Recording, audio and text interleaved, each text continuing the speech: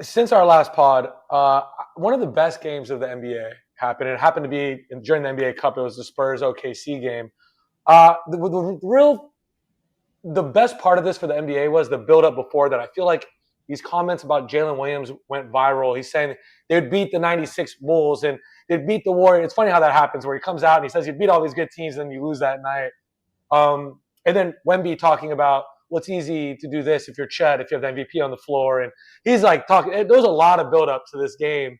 Wemby coming back after missing a few weeks. It was just like the perfect cinema for the NBA Cup for it to happen. I'm sure Adam Silver was super happy.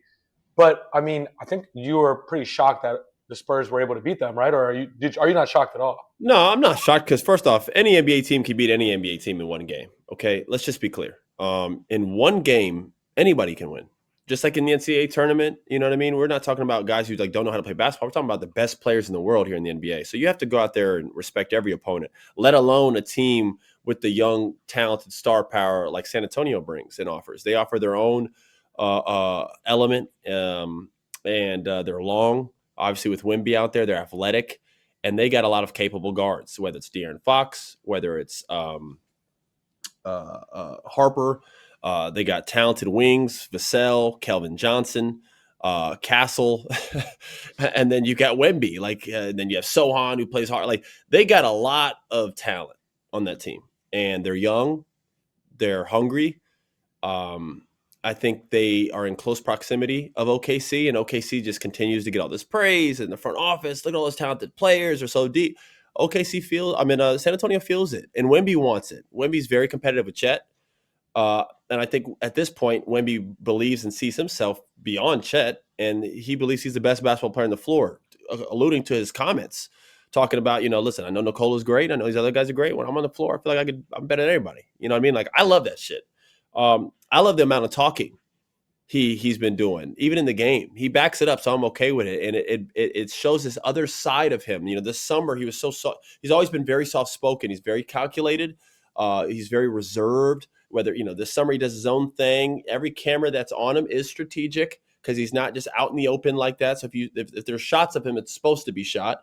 Whether he's with monks or he's doing this or private workouts, it's all very calculated. And then in the game, you see this other side of him where he's like talking trash. And yeah, it's like, I love that because that's you. That's you being a competitor and human. And that's him spending some time with Kevin Garnett this summer too, I think, right? Yeah, maybe. Yeah. Maybe you got a little KG, which would not be a bad thing. I would love a little KG to rub off on Wemby. So I'm all for that. And it was refreshing. It shows like, listen, we have all these people complaining. The NBA is not like the 90s, early 2000s. There's no competitive spirit. Blah, blah, blah, blah, blah. And then we see Wemby out there talking trash, hitting a turnaround on Caruso, pointing at him. Even last night, Dylan Brooks getting into a LeBron. People like, Dylan needs to be squad. He's ridiculous. Well, then which way do y'all want it? Do you want everybody to count down to LeBron and like be buddy-buddy to him? And then y'all complain and say like, oh, LeBron never played with guys like Jordan. He always – and then now he has guys that go at him and now you guys don't like it. It's like, what are you talking about? You know what I'm saying? And LeBron's seen it all. He's been in the NBA for 20-something years. You know how many versions of Dylan Brooks have come along and try to ruffle his feathers? He could give a shit.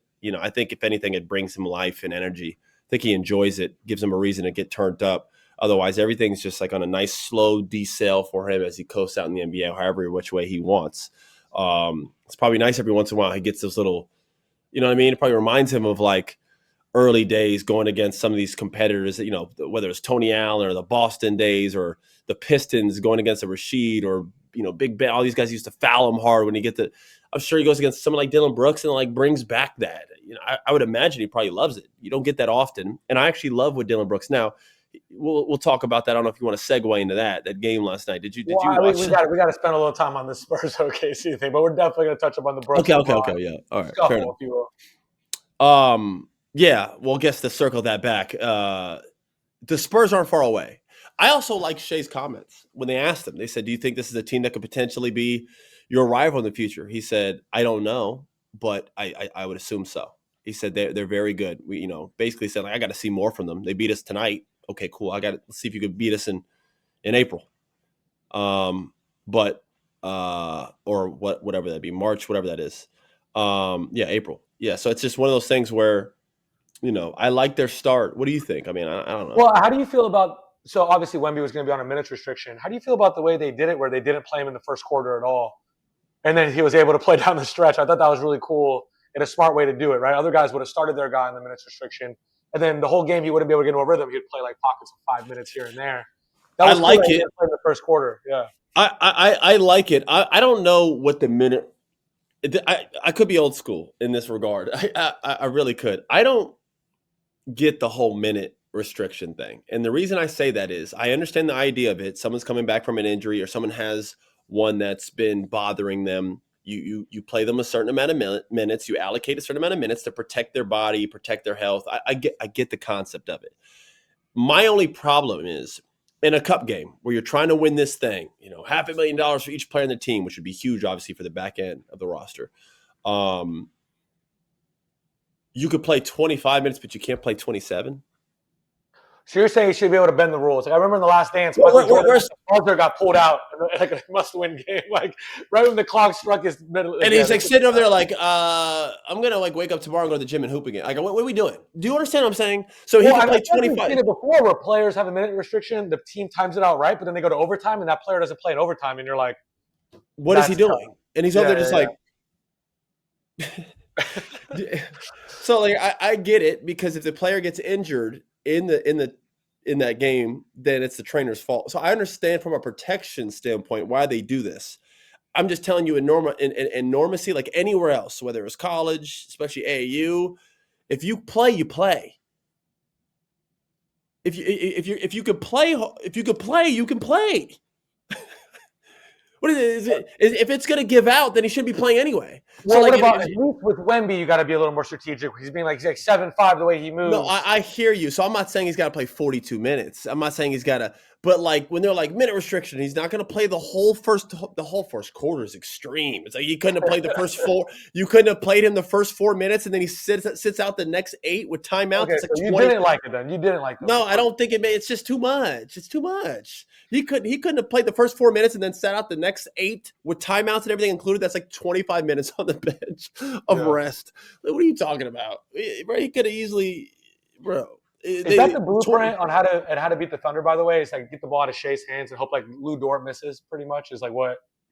That's like the way to do it. Yeah, get the ball in that guy's hands. Somebody else got to beat us. I think we overvalue some of these dudes. Again, I think Lou Dort's a really good player. I think he's good. Really good might be a stretch. I think he's a good role player. I think Alex Caruso is a good role player. I don't think these guys can make plays and decisions by themselves. I think they're niche players that are in an NBA era where they are very, very valued and glorified. And that doesn't, and rightfully so. They're defensive, high IQ'd defensive basketball players. High IQ'd offense players is not what I would label them. So on offense, they got to make plays. If they're going to be out there, and I say this to say this, we always do it the other way. The NBA does that. Basketball. And smart teams, obviously, you saw San Antonio do this. People always target the weak defenders, right? Remember Stephen Curry? Stephen Curry's crazy. That's me. Stephen Curry early on in his career, they would target. Even now, pick a team, whether it's New York, whether it's Brunson, or if it's Cleveland, it's Garland. I can go down the list. If it's Denver, it's Nikola. They always target the guy who they feel. Luka, right? The guy who we play pickup basketball all the time. The weak link on the team, do they not get called up in the pick and roll every play? Who was that player when last time I played? Sometimes it was you. So why wouldn't you do the same thing on the other end? Right? That's what the smart teams do. Okay, well, just like we target the guys on defense, we're going to target certain offensive players. You have to score. And if you do, congrats. We're not saying Caruso and Dort aren't capable of hitting shots. We know Dort is. But you're going to have, if we lose that way, that's okay. Because this other way is too efficient and potent. The flip side, I've seen like the stats where if Jokic scores too much, the Nuggets usually lose. So it's like there's an even balance, because what happens is when a guy starts rolling, then you start trying to stop him. So he already has his points, but now everyone else starts eating because he starts picking everybody else apart. So you can't give him everything. So you got to take away something. what people are seeing with OKC is, okay, well, we're going to take away Shea. We're going to try this out. He's been, brother, think about this. Past 2-3 years, he's been on a tear. He's just destroying everyone. It's 30 every night. He don't even play the fourth and he has 30. So something's got to give. I think they were like, we got athletic wings, guys who can switch, San Antonio, and we are going to show ultimate crowds with Shea. He's going to have to play in length the entire time without fouling. No fouling with him. And we're going to live with his tough shot attempts, and we're going to force him to have to trust his teammates, which he does. And those guys are capable of making shots, but you can live with the results. Give me your prediction. Knicks Spurs, how does it go? I got the Spurs taking it. Once they beat the Thunder, their confidence right now is through the roof. There's no way they beat the Spurs. There's no way you beat OKC and then you lose to the Knicks. You beat OKC and brother, right now they're on it. They're locked in. They're like, we're the best team in the NBA. We can do this. You start even believing these things, they're not the best team in the NBA. OKC is. But you beat the best team and you think we're the best team. We're the team that now look at the media. Are they the team that can compete with OKC? You start waking up to we are the team. We are, you know what I mean? Like you start that's how fast things can change. It snowballs in the right direction. And with confidence is a dangerous drug. I think they can use that and come in tonight and win. Now, all this could be snapped in a matter of a minute or two. JB comes out hitting a couple threes, Shea gets in foul trouble. We got a different ball game. Anything can happen in one game. But if I was a betting man, which I'm not, if I was, I'd put a little money on San Antonio and just take this thing all the way.